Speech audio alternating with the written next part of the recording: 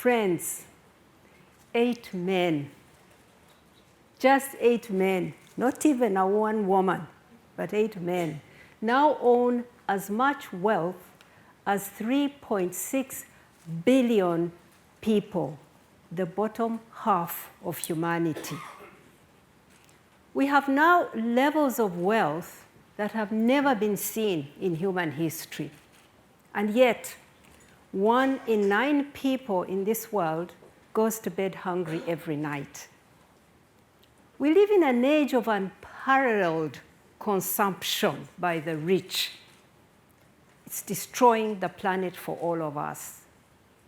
I'm angry that we can comfortably accept these contradictions. You know, we say to ourselves, it's okay, the world has winners and losers, rich, poor, those who work hard, those who don't. We say to ourselves, this subconscious tolerance of extreme inequality is like a seed planted deep in us. Perhaps we even think deep down, if I'm not one of those losers, then it's okay, isn't it? But friends, here is a simple and ugly truth. These extreme inequalities that divide us are human-made. May I even say man-made? They are the consequence of mistaken beliefs and misguided policies run amok. Maybe you think I'm wrong. If extreme inequality was simply a natural occurrence, then all countries would be the same, wouldn't they? But they are not. In most countries, in Asia, in Africa, in Europe, even here in the United States, inequality has been on the rise. But in Latin America, it has been shrinking. So this tells us that inequality isn't natural or inevitable. It's nurtured, it's manufactured. Maybe you still don't agree with me. Perhaps you're insisting that extreme inequality is the inevitable consequence of a prosperous world. That's what we get to hear. Well then, tell me, how many inevitable losers are we prepared to have in a world organized like that?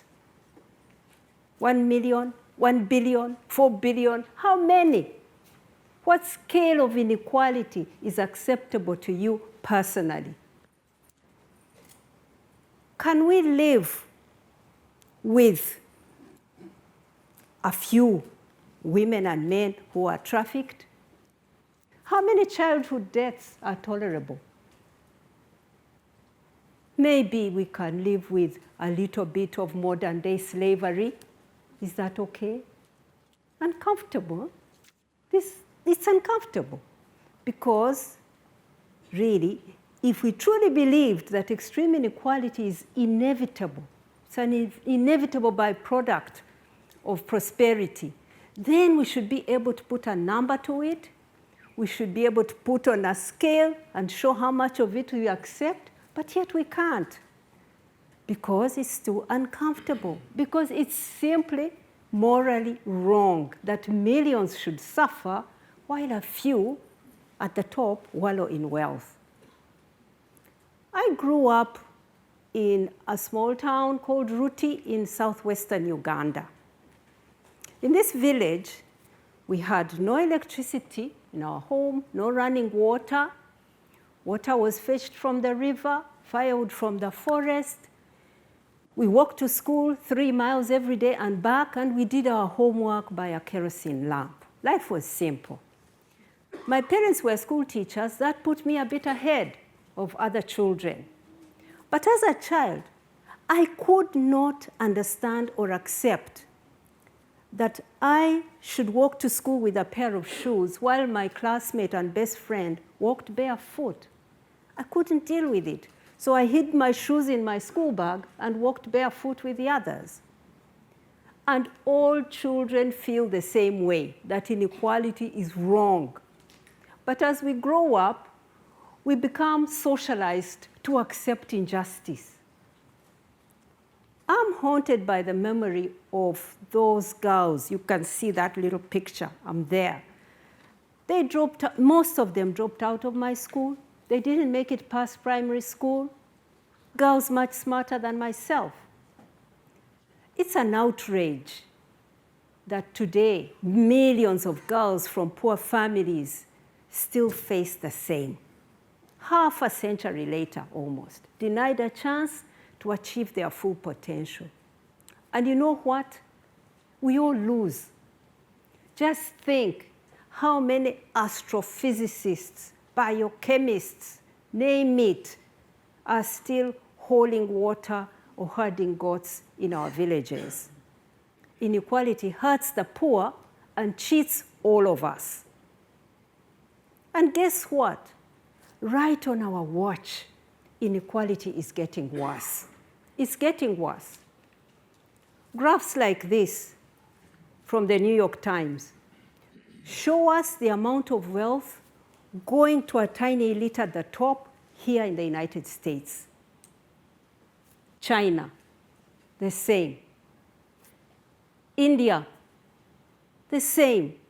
All of them show an increase in the share of the top 1% and how it has been growing since 1980 onwards.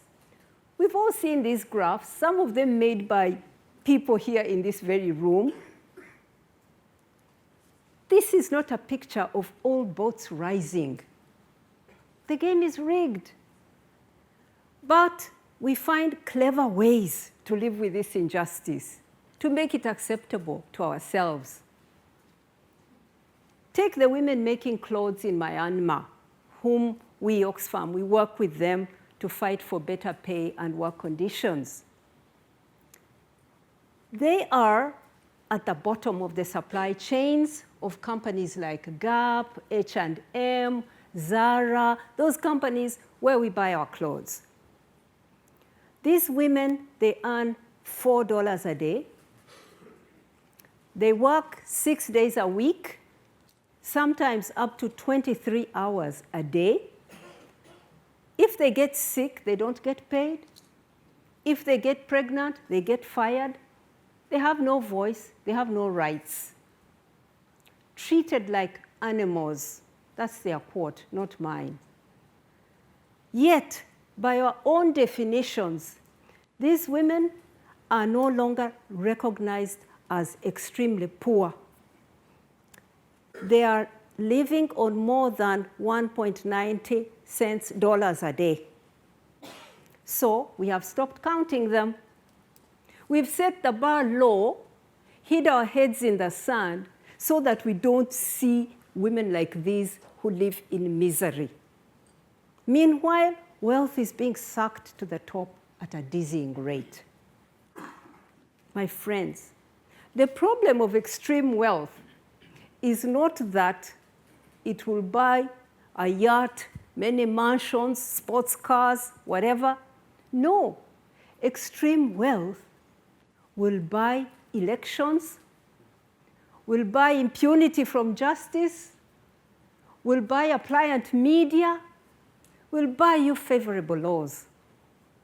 Here in the United States, to give you an example, in 2013, the US financial sector spent $400 million to lobby their politicians on Capitol Hill, and spent the year before, 2012, $571 million in campaign contributions. And did it pay off? Handsomely. Because in that same year, the wealth, the personal wealth of US billionaires, half of whom invest in the financial sector, increased by $94 billion that year. Paid off. And it's the same everywhere. You know, as an African citizen, I'm very critical of our autocratic leaders for their corruption. But when you think about it, these dictators of ours in Africa and their cronies are not any different from the fat cats in the north. All of them are buying politics to deliver for them. We must stop all of them. I like this quote by the US Supreme Court Justice Louis Brandeis, who once said that you can have democracy and you can have wealth concentrated in a few hands, but you can't have both. How true. So governments have a choice, and governments are making the wrong choice. They are choosing inequality over democracy. Increasingly, governments are confidently repressing their citizens, cracking down on them. Civicus is an organization of civil society devoted to strengthening citizens' rights, tells us that serious threats to civic freedoms now exist in at least 100 countries, more than half the countries of the world. This capture of our politics by rich elites is causing the rise of populism that we see. People are angry. They have lost faith in mainstream politics. They are anxious. They are looking for a new way. So, my friends, we can sit here and do analysis, analyze the problem endlessly at summits, at meetings, with speeches like the one I'm making. Or we can choose to respond. The time has come to make a decisive break from this reckless and destructive path. How? How do we do this? By loosening the grip of the ultra-rich on our governments and our policies. We have to do that. By doing business differently. This is what we mean when we say we must build a human economy. At Oxfam, we want to do our bit to help to get there. We are putting forward solutions. Thank you for the compliments you paid us. We've recently drawn up a ranking of countries, 154 countries so far, based on how and what they are doing to reduce extreme inequality and what they can do more. We call it the Commitment to Reduce Inequality Index. And in that index, we measure three things. Fair taxation. Does the tax code make the rich companies and individuals pay their fair share? One. Two, social spending. How are governments spending on health, education, and the social safety net? And three, labor rights. What are the working conditions and the wages like for people, for workers, particularly women workers? Those are the three things we measure because we know they can reduce inequality. They are tested, it's known. The clear majority of the 154 countries we looked at are failing to do even half of what they could do to reduce extreme inequality. This is what we get. At the top of the index, we have Sweden, Belgium, and Denmark. And at the bottom, we have Nigeria, Bahrain, and Myanmar. Now, I know what's going on in some of your heads now, but let me tell you, it's not a clear-cut story of rich country good, poor country bad. No, it's not like that. Even those countries at the top of our list could do better. For example, Belgium allows big business to avoid paying their fair share. Denmark has in recent years cut taxes at the top. And both of those countries have cut social welfare. So they have a lot to do. But look at what a developing country, through good policies, can achieve. Namibia. At its independence in 1990, this country inherited a very high level of inequality. Think about it. It was sub-colonized by apartheid South Africa. How bad could it be? But Namibia has reduced extreme inequality through smart policies, such as fair taxation and free secondary education for the children. Namibia spends the world's second highest percentage of its budget on education. As a result, since 1990, poverty has halved in Namibia. Namibia still has a long way to go, but our index shows that they are committed to making their country more equal, and they are on a steady path.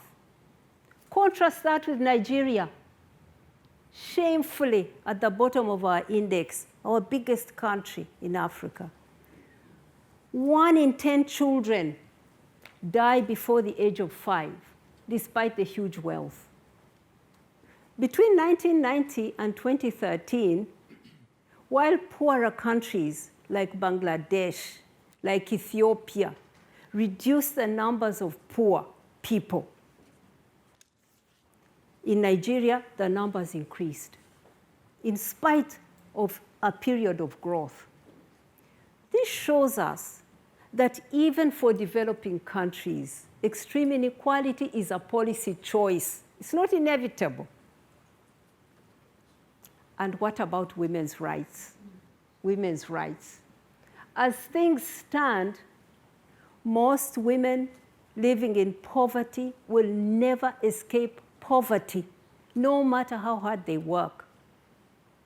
They bear the brunt of the terrible policies that fuel inequality.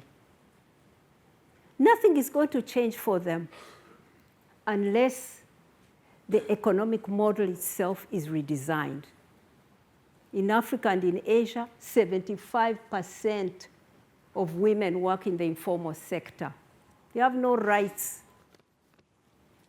Nothing will change for them unless the model itself is redesigned.